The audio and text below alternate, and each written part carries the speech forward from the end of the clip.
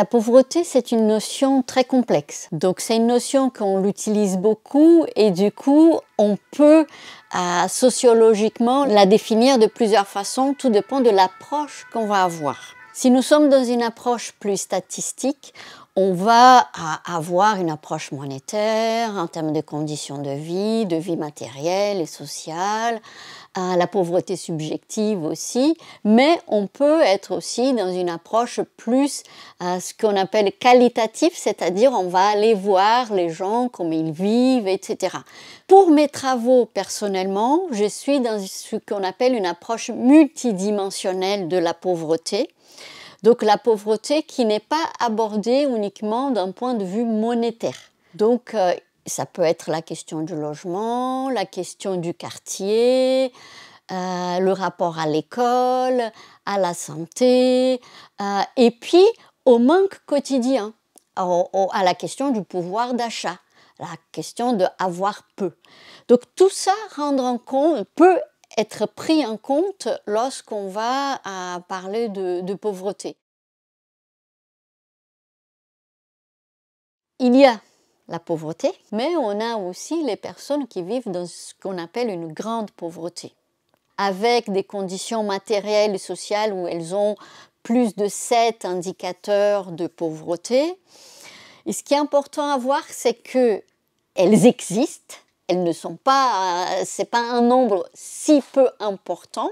Ces familles, elles ne sortent très rarement, ce qui fait qu'elles ont une pauvreté qui est permanente. Et là, on va retrouver, on a les données en termes de problèmes de santé, en termes d'échecs scolaires, en termes de reproduction de la pauvreté, ou une certaine urgence à sortir ces enfants de la grande pauvreté. Il y a de la grande pauvreté en France.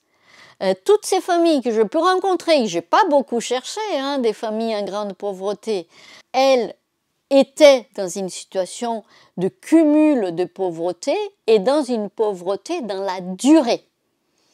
Et ça, c'est grave.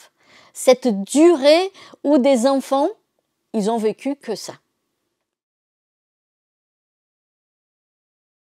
De toute façon, les enfants ne vivent pas de la même façon à la pauvreté. Tout dépend de l'enfant, tout dépend du contexte et ça dépend aussi de leur âge. Je pense qu'il faut préciser aussi que les enfants pauvres, ce sont pour la plupart des enfants qui ont des parents pauvres. Et ça, c'est difficile de le séparer parce qu'ils vivent avec leurs parents et ils dépendent de leurs parents.